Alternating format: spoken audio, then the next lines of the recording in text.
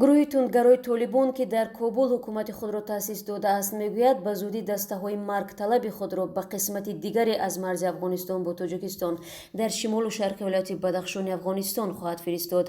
мавлавӣ нисор аҳмад аҳмадӣ муовини волии толибон дар бадахшон рӯзи 1 октябр ба бахши афғонистонии радиоозодӣ гуфт дастаҳои истишҳодӣ ё шаҳодатталаб ҳамон қисмҳое ҳастанд ки дар гузашта ба иншооти муҳими давлатӣ ҳамлаҳои маргталабона анҷом медоданд.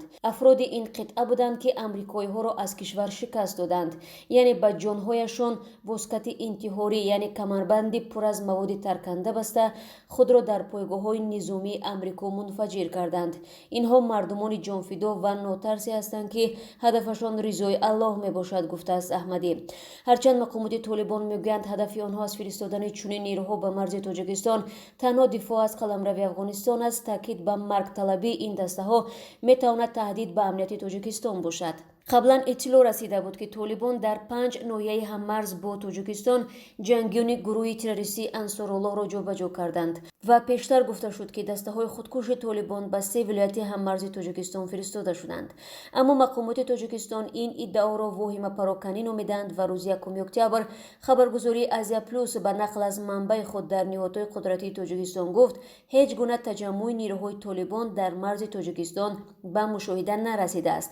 мо ҳама чизеро ки дар кишвари ҳамсоя ва дар сарҳадҳои мо рух медиҳад бо диққат дунбол мекунем. тибқи иттилои хадамоти махсуси тоҷикистон ҷамъомад ва ҳаракати ҷангҷӯни толибон ки дар тоҷикистон мамнӯъст ва гурӯҳҳои дигар дар марзи афғонистон бо тоҷикистон ҷой надорад, гуфтааст ҳамсӯҳбати азия плюс дар ниҳодҳои қудратии тоҷикистон. вале ҳаракати чунин нерӯҳо ба ноҳияи ишкушими афғонистон метавонад ҳадафи дигар низ дошта бошад. дар ин ҷо бевосита дар наздикии марзи тоҷикистон ва пул бар фарози руди 5 зиёда аз 2000 паноҳҷӯ ҷамъ омадааст ки мехоҳанд тоҷикистон ба онҳо паноҳгоҳ бидиҳад.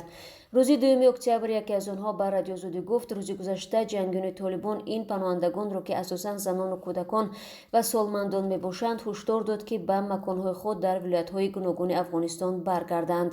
патрисия госман муовини мудири Human Rights Watch Азия рӯзи 17 сентябр ба нашрияи New York Times гуфт созмони ӯ маълумоти қатлу шиканҷа шудани гурезаҳо ва паншериҳоро пайгирӣ мекунад, аммо дақиқ кардани онҳо душвор аст. дар шабакаҳои иҷтимоӣ сели чунин хабарҳо мерезад ки санҷида нашудаанд. мо ба таҳқиқи эътимодбахши даъвоҳои қатлҳои дастаҷамона ва бадрафториҳо ниёз дорем. роҳи дигаре барои тасдиқи ҳақиқат ва даъвои ҷавобгарӣ вуҷуд надорад, гуфт хонум Госман. дар ин байн сарпарасти вазорати дифоъ дар ҳукумати муваққатии толибон гуфтааст хабарҳои қатлу куштор ва шиканҷаи ғайринизомиёнро тафтиш хоҳад кард. сухангӯи ин вазорат қори Саид Хустӣ ба шабакаи Тулу Ньюз гуфтааст ҳамаи хабарҳо таҳқиқ мешаванд. ин дар ҳолест ки ба навиштаи New York Times паншерионро шиканҷа мекунанд то ширкаташон дар ҷангҳо ё махфигоҳи силоҳу муҳимоти ҷангиро ошкор намоянд.